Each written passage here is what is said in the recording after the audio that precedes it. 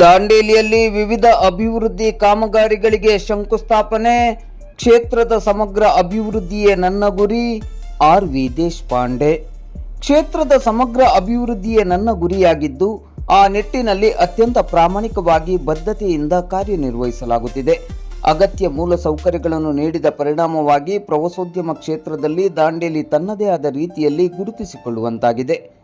ದಾಂಡೇಲಿ ಮತ್ತು ಜೋಯಿಡಾ ತಾಲೂಕು ಪ್ರವಾಸಿಗರ ನೆಚ್ಚಿನ ತಾಣವಾಗುವ ಮೂಲಕ ಸಾವಿರಾರು ಜನರಿಗೆ ಉದ್ಯೋಗದ ಆಸರೆಯಾಗಿದೆ ಎಂದು ಶಾಸಕರಾದ ಆರ್.ವಿ. ದೇಶಪಾಂಡೆ ಅವರು ಹೇಳಿದರು. ಅವರು ಸೋಮವಾರ ಬೆಳಿಗ್ಗೆ 11:30 ಗಂಟೆ ಸುಮಾರಿಗೆ ದಾಂಡೇಲಿ ನಗರಸಭೆಯ ಆವರಣದಲ್ಲಿ ನಡೆದ 2025-26ನೇ ಸಾಲಿನ ಮುಖ್ಯಮಂತ್ರಿಗಳ ಮೂಲಸೌಕರ್ಯ ಅಭಿವೃದ್ಧಿ ಯೋಜನೆಯಡಿ ಮಂಜೂರಾದ 11,18,40,40,000 ರೂಪಾಯಿ ಮೊತ್ತಗಳ ಪೈಕಿ 6,15,22,000 ರೂಪಾಯಿ ಮೊತ್ತದ 18 ವಿವಿಧ ಅಭಿವೃದ್ಧಿ ಕಾಮಗಾರಿಗಳಿಗೆ ಚಾಲನೆಯನ್ನು ನೀಡಿ ಮಾತನಾಡುತ್ತಿದ್ದರು. ದಾಂಡೇಲಿಯ ಮೂಲಸೌಕರ್ಯಗಳ ಅಭಿವೃದ್ಧಿಗಾಗಿ ಮುಖ್ಯಮಂತ್ರಿಗಳ ಮೂಲಸೌಕರ್ಯ ಅಭಿವೃದ್ಧಿ ಯೋಜನೆಯಡಿ ಅನುದಾನವನ್ನು ಮಂಜೂರು ಮಾಡಲಾಗಿದೆ. ಈ ಎಲ್ಲ ಕಾಮಗಾರಿಗಳನ್ನು ಗುಣಮಟ್ಟದಿಂದ ನಡೆಸುವಂತೆ ಕರೆ ನೀಡಿ, ಗುಣಮಟ್ಟದಿಂದ ಕಾಮಗಾರಿ ನಡೆಯದಿದ್ದ ಪಕ್ಷದಲ್ಲಿ ಸಂಬಂಧಪಟ್ಟವರ ಮೇಲೆ ಸೂಕ್ತ ಕ್ರಮವನ್ನು ಕೈಗೊಳ್ಳುವುದಾಗಿ ಎಚ್ಚರಿಕೆಯನ್ನು ನೀಡಿದರು. ಮಾನವನಾಗಿ ಹುಟ್ಟಿದ ಮೇಲೆ ಮಾನವನಾಗಿ ಬದುಕಬೇಕು. ಆರ್ಥಿಕ ಸಂಪನ್ನರು ಬಡವರ ಸಂಕಷ್ಟಗಳಿಗೆ ಸ್ಪಂದಿಸುವ ಗುಣವನ್ನು ಮೈಗೂಡಿಸಿಕೊಳ್ಳುವ ಮೂಲಕ ಸಮಾಜಮುಖಿಯಾಗಿ ಬದುಕಬೇಕೆಂದು ಆರ್.ವಿ. ದೇಶಪಾಂಡೆ ಅವರು ಈ ಸಂದರ್ಭದಲ್ಲಿ ಕರೆ ನೀಡಿದರು.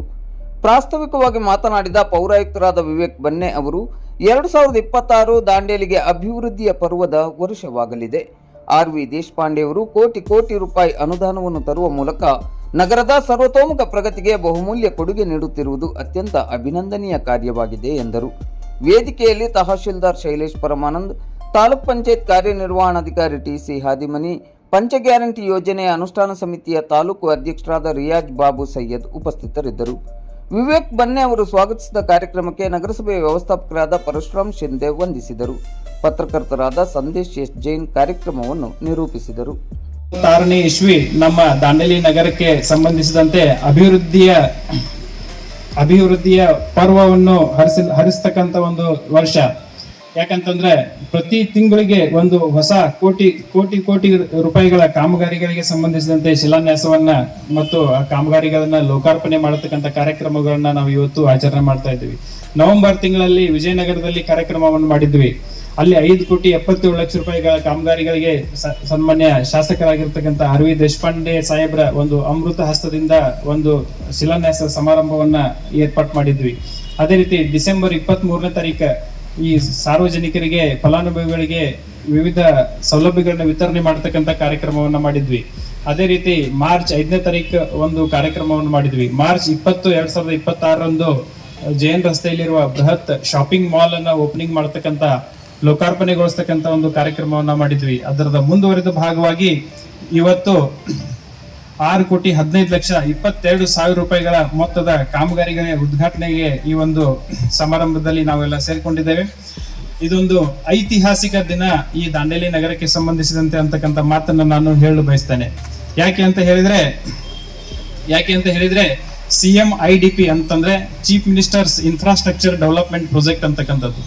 ಇದು ನಗರಸಭೆಗೆ ಬರ್ತಕ್ಕಂಥ ಅನುದಾನ ಅಲ್ಲ, PWDಗೆ ಬರ್ತಕ್ಕಂಥ ಅನುದಾನ ಅಲ್ಲ, ಯಾವುದೇ ಇಲಾಖೆಗಳಿಗೆ ಬರ್ತಕ್ಕಂಥ ಅನುದಾನ ಅಲ್ಲ.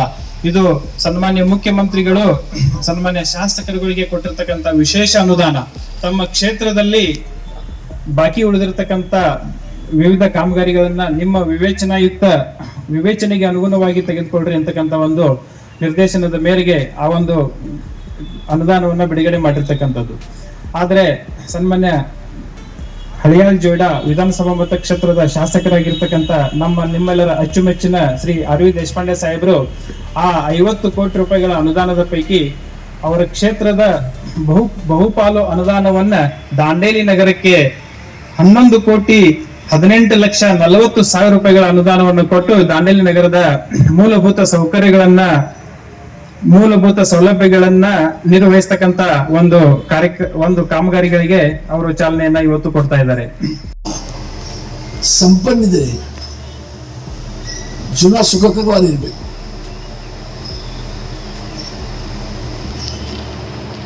ಒಂದೇ ಬಟ್ಟೆ 8 ದಿನ ಹಾಕುವುದು. ಲಕ್ಪತಿ ಅದ ತಿರಿ ಹುಡುಕೊಡ್ತದೆ ಲಕ್ಪತಿ ಅಮ್ಮ.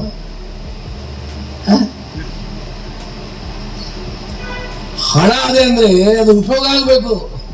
क्या सौदागर बैंक में रखने का नहीं. ಉದ್ಯೋಗ ಸೃಷ್ಟಿ ಆಗಬೇಕಾದ್ರೆ ಕೈಗಾರಿಕೆ ಬೆಳಿಬೇಕು, ವ್ಯಾಪಾರ ಬೆಳಿಬೇಕು, ಪ್ರವಾಸೋದ್ಯಮ ಬೆಳಿಬೇಕು. ಒಂದು ಪ್ರವಾಸೋದ್ಯಮದಿಂದ ವೆಸ್ಟ್ ಕೋಸ್ಟ್ ಪೇಪರ್ ಮಿಲ್ದಿಂದ ದಾಂಡೇಲಿ ಎಕಾನಮಿ ಡಿಪೆಂಡ್ ಇದೆ. ಇದು ನಾವೆಲ್ಲರೂ ಒಪ್ಕೊಳ್ಬೇಕು. ಹಾಗಾಗಿ ಇವತ್ತು ಹಲವಾರು ಕೆಲಸಗಳಿಗೆ ನಾವು ಅಡಿಗಲ್ಲು ಹಾಕಿದ್ದೇವೆ. ಈ ಕೆಲಸ ಸರಿ ಸಮಯದಲ್ಲಿ ಆಗಬೇಕು, ಗುಣಮಟ್ಟದ ಆಗಬೇಕು. ಕಳಪೆ ಕೆಲಸ ಯಾರು ಮಾಡಿದರೆ ಅವ್ರ ಮೇಲೆ ಕ್ರಮ ತಗೊಳ್ಳಬಹುದು. ಯಾರ ಕಾಂಟ್ರಾಕ್ಟರ್ ನನಗೆ ಗೊತ್ತಿಲ್ಲ, ಯಾರು ಕಾಂಟ್ರಾಕ್ಟರ್ ಇರಲಿ, ಅವ್ರ ಮೇಲೆ ಜವಾಬ್ದಾರಿ ಇದೆ ಗುಣಮಟ್ಟ ಕೆಲಸ ಮಾಡುವುದು. ಕಮಿಷನರ್ ಮೇಲೆ ಜವಾಬ್ದಾರಿ ಇದೆ, ನಿಮ್ಮ ಎಂಜಿನಿಯರ್ ಮೇಲೆ ಜವಾಬ್ದಾರಿ ಇದೆ. ಒಂದಾದ್ಮೇಲೆ ಯಾವುದರ ಕಳಪೆ ಕೆಲಸ ಆಗಿ ನೀವು ಅದು ನೋಟ್ ಮಾಡಿಲ್ಲ ಆದರೆ, ಕ್ರಮ ತಗೊಂಡಿಲ್ಲ ನಿಮ್ಮ ಮೇಲೆ ಕ್ರಮ ಮಾಡ್ಬೋದು. ನಾನು ಓವರ್ ಆಲ್ ಯಾವಾಗಲೂ ಅಭಿವೃದ್ಧಿ ಪರವಾಗಿರುವ ವ್ಯಕ್ತಿ. ಹಾಗೆ ನೋಡಿ, ನನ್ನ ಕ್ಷೇತ್ರದಲ್ಲಿ ಈಗ ಬಹುತೇಕ ರಸ್ತೆ ಮಾಡುವುದಿಲ್ಲ. ರೀಕಾರ್ಪೆಟಿಂಗ್ ಇರ್ಬೋದು, ಪುನಃ ಡಾಂಬರೀಕರಣ ಇರಬಹುದು. ಎಲ್ಲರೂ 100% ಕರೆಂಟ್ ಇದೆ, ಎಲ್ಲ ಕಡೆ ನೀರು ಹೋಗಿದೆ.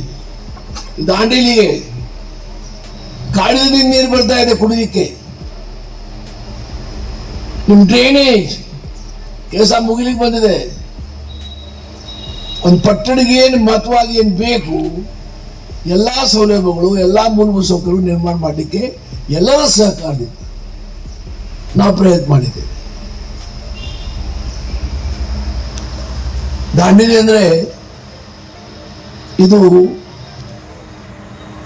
ಒಂದು ಮಿನಿ ಇಂಡಿಯಾ ಹಾಗೆ. ಇಲ್ಲಿ ಯಾವ ಒಂದು ಧರ್ಮದ ಅಥವಾ ಯಾವ ಒಂದು ಜಾತಿಯ ಪ್ರಭಾವ ಇಲ್ಲ.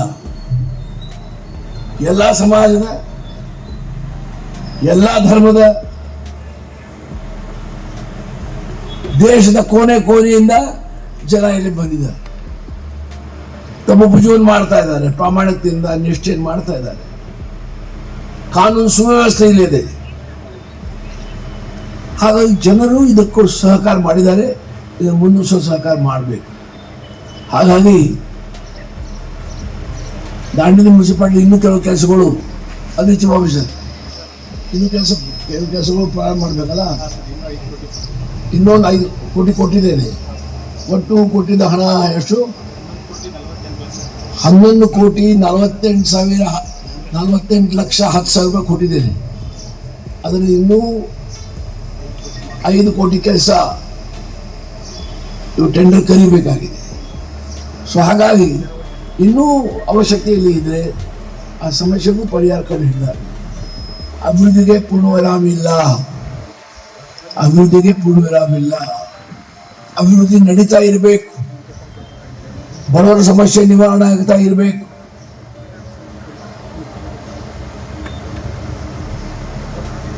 ಹಾಗಾಗಿ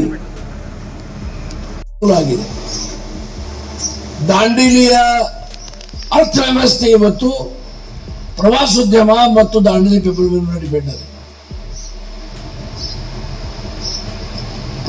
ನಾನು ಪ್ರವಾಸೋದ್ಯಮ ಮಂತ್ರಿ ಇದ್ದಾಗ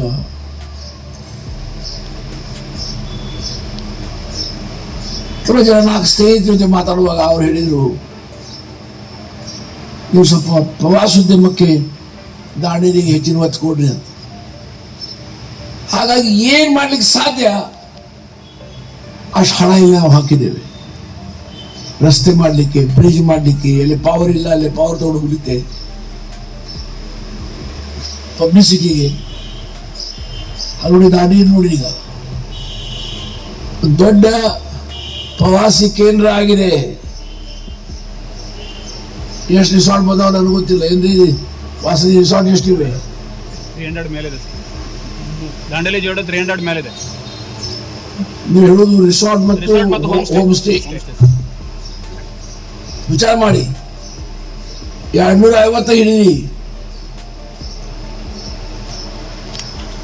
ಒಂದು ರಿಸಾರ್ಟ್ದಲ್ಲಿ ಒಂದು ನಗು ಅದೇ. ಒಂದು ಕಾಲದಲ್ಲಿ ಕೆಲವು ಜನ ನನ್ನ ಕಡೆ ಶಿಫ್ಟಾಗಿ ನೋಡ್ತಿದ್ರು, ಏನಪ್ಪ ಇವ MLA ಅದ, ಮಿನಿಸ್ಟರ್ ಅದ, ದಾಂಡೇಲಿ ಬಂದ್ ಮಾಡೋ ಪರಿಸ್ಥಿತಿ ಅಲ್ಲ ಅಂತ ಅದೇ ಚಾಲೆಂಜ್ ಅಂತ ತಗೊಂಡು ಇವತ್ತು ದಾಂಡೇಲಿಯ ರೂಪ ನಾವು ಬದಲಾಯಿಸಿದ್ದೇವೆ. ಎಲ್ಲರೂ ಸಹಕಾರ ಇದೆ, ನನ್ನ ಒಬ್ಬನ ಕೆಲಸ ಅಲ್ಲ, ಎಲ್ಲರೂ ಸಹಕಾರ ಮಾಡಿದ್ದಾರೆ. ಬಹಳ ಜನ ನಿಮ್ಗೆ ಆ ಇತಿಹಾಸ ಗೊತ್ತಿಲ್ಲ, ಅದೇ ಪ್ರಾಬ್ಲಮ್. ಇತಿಹಾಸ ತಿಳ್ಕೊಳ್ಬೇಕು,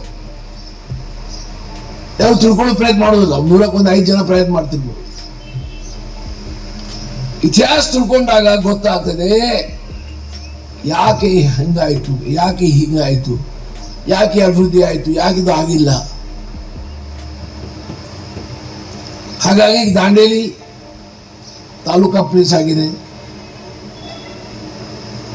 ಎಲ್ಲ ತಾಲೂಕಾ ಮಟ್ಟದ ಕಚೇರಿಗಳಲ್ಲಿ ಬರ್ಲಿಕ್ಕೆ ಪ್ರಾರಂಭ ಆಗಿದ್ದಾವೆ. ಹಾಗಾಗಿ ದಾಂಡೇಲಿಯಲ್ಲಿ ಪ್ರವಾಸೋದ್ಯಮ ಬೆಳೀತಾ ಇರುವುದು ಈ ಭಾಗದ ಆರ್ಥಿಕ ವ್ಯವಸ್ಥೆ ಸುಧಾರಣೆ ಮಾಡಲಿಕ್ಕೆ ಸಹಾಯ ಆಗಿದೆ ಅಂತ ಭಾವಿಸ್ತೇನೆ.